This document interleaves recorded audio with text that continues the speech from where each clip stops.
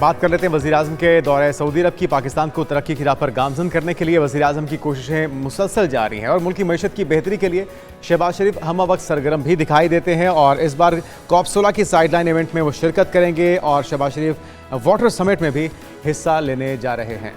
जी हाँ, वज़ीर आज़म शहबाज शरीफ का 2 रोज़ा ये दौरा है। इस हवाले से तफसीलन हम बात करेंगे। हमारे साथ मौजूद हैं डॉक्टर जमील अहमद खान, साबिक सफ़ीर भी हैं। वेलकम टू शो कहेंगे डॉक्टर जमील अहमद साहब आपको। डॉक्टर साहब, कितना अहमियत का हामिल है ये दौरा और क्या क्या तवक्कुआत हैं इस दौरे से?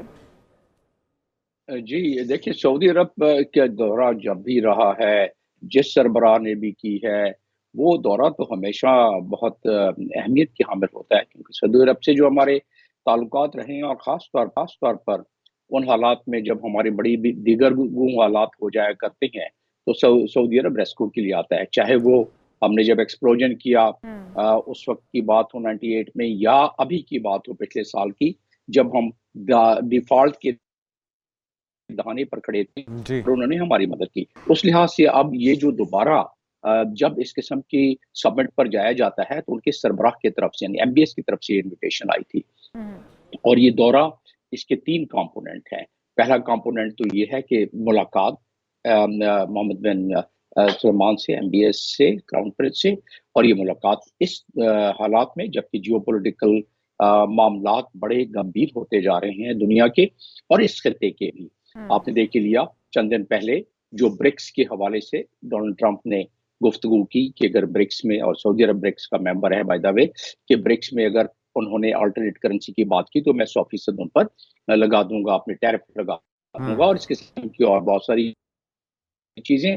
उससे हटकर जो गजा में और लेबनान में सिलसिला हो रहा है, जिसमें सऊदी अरब और पाकिस्तान का थ्योरेटिकली कम से कम एक मौक़िफ़ था, और उस मामले में अब एक और नया डायमेंशन आ रहा है जो ग़ालिबन कभी तक कहीं डिस्कस नहीं हुआ है। वो आ रहा है एलेपो पे कब्जा हो गया है रेबल ग्रुप्स का, और रेबल ग्रुप्स को दुनिया की बहुत सारी ताकतें मिलकर सपोर्ट करती हैं सीरिया के खिलाफ। इसका मतलब ये कि ईरान की जो प्रॉक्सीज हैं, एक्सेस ऑफ रेजिस्टेंस है, उसको वीक करने की कोशिश की जा रही है। मजीद काफ़ी हो गई है गजा में हमास और लेबनान में हिजबुल्लाह, और क्योंकि सीरिया में हिजबुल्लाह की प्रेजेंस बहुत ज़्यादा थी और अब सीरिया में ये रेबल्स की तरफ से, और फिर चंद दिन पहले, 2-3 दिन पहले बम्बार्डमेंट्स भी हुई, तो उससे ये अंदाज़ा होता है कि एक्सेस ऑफ रेजिस्टेंस कत्लो गारत तो आप ठीक कह रहे हैं डॉक्टर साहब, बहुत हो चुकी है, लेकिन क्या अब इस कत्लो गारत को रोकने के लिए भी यकजान यक आवाज़ हो पाएगी मुस्लिम उम्मा? और इस इवेंट के मौके पे भी आपको कुछ तवक्को है कि कोई किसी हल की तरफ जाया जा सकेगा, कोई तजवीज़, कोई एक पॉइंट ऑफ व्यू सामने आ पाएगा?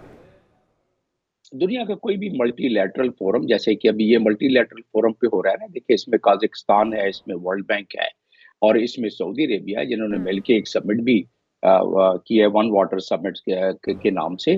तो ये एक मल्टीलैटरल फोरम है, दुनिया के बहुत सारे सरबराहान इसमें आएंगे और उसमें गुफ्तगू होगी, चाहे वो साइड लाइन पर हो या ज्वाइंट स्टेटमेंट जब दें। हालांकि इसका मकसद बिल्कुल अलग है, क्योंकि इसमें एक कंपोनेंट, जैसे कि मैंने बताया कि वो MBS से मीटिंग, और जिसमें मैंने बताया कि जियोपॉलिटिकल, जो आप मुझसे सवाल कर रहे हैं, जियोपॉलिटिकल तनाजुर क्योंकि हर एक को इफेक्ट करता है, तो उसपे तो गुफ्तगू आ ही जाती है, चाहे वो साइड लाइन पे आए या मेन कॉन्फ्रेंस में कोई अपनी तकरीर में उसको डाल दे। दूसरा इसका कंपोनेंट है कि सेक्रेटरी जनरल वहाँ यूनाइटेड नेशंस के मौजूद होंगे, और सेक्रेटरी जनरल वहाँ यूनाइटेड नेशंस के मौजूद क्यों होंगे?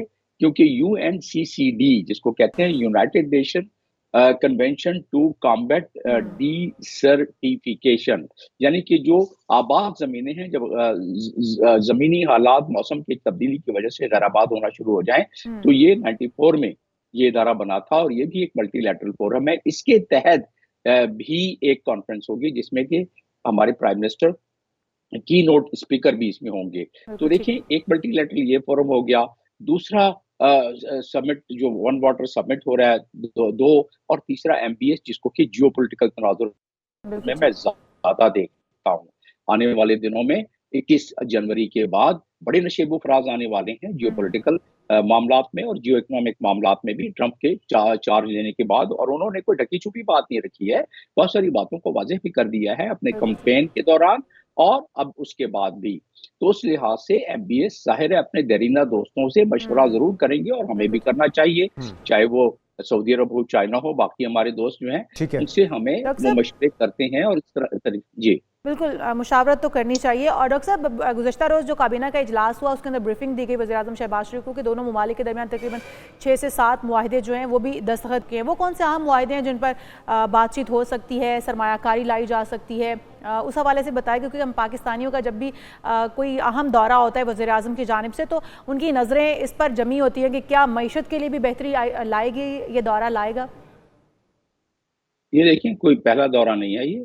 प्राइम मिनिस्टर ने अपना चार्ज लेने के बाद तकरीबन 5वां या 6ठा दौरा है ये और पिछले 6 हफ्तों में तीसरा दौरा है। तो आप देख लें कि इसकी अहमियत कितनी बढ़ जाती है। जियोपॉलिटिकल का ज़िक्र मैं कर चुका हूँ और अब आपने जो सवाल मुझसे किया है, देखिए 34 हमारे एमओयू साइन हुए हैं पिछले 1.5 बरस में। उसमें से 6 एमओयू पर ऑलरेडी एग्रीमेंट हो गया है, हमारा एग्रीमेंट साइन हो गए हैं, जिसका मतलब ये है कि वो प्रोजेक्ट शुरू हो गए हैं और जिसकी वजह से सऊदी अरब ने कोई 560 इन एग्रीमेंट की वजह से 560 बिलियन की डील कर दी है और उस लिहाज से ये सिग्निफिकेंट प्रोग्रेस जो है उसमें इस मीटिंग में प्राइम मिनिस्टर ने जाने से पहले जो की है वो उसी का अदा किया है कि ये इस मीटिंग में जो हमने ज्वाइंट टास्क फोर्स बनाया है सऊदी अरब और पाकिस्तान का, जो पिछले दिनों इन्वेस्टर्स आए भी हुए थे सऊदी अरब से, तो क्या उस पर अमल हो रहा है या नहीं हो रहा। तो वो जब गए हैं तो उसका आदा करते हुए गए हैं कि हाँ क्या क्या अमल हो रहा है, ताकि वो जाएं तो उनके जहन में ये बात हो। और खासतौर पर ये ज्वाइंट वेंचर्स के लिहाज से जो इन्वेस्टमेंट ये मैंने बताया आपको कि 560 मिलियन की है उसमें, और फिर जब जाहिर है सऊदी अरब से हम मिलते हैं तो हमारी बहुत सारी प्लेजेंट्रीज का जिक्र होता है उसमें, बहुत सारी हम अपने अयादा करते हैं अपने ताल्लुकात का और उस लिहाज से हम उसको मजीद स्ट्रेंथ बख्शने की कोशिश करते हैं। थैंक यू सो मच, बहुत शुक्रिया। डॉक्टर जमील अहमद खान साहब हमारे साथ मौजूद थे। फॉलोअप बहुत ज़रूरी है, जो मुफाहमती यादाश्त को मुआहिदों की शक्ल देना और मुआहिदों के ऊपर अमल दरामद होना, ये भी बहुत ज़रूरी है। बहरहाल उम्मीद करते हैं कि ये दौरा भी सूदमंद साबित होगा। 2 रोज़ का ये दौरा है।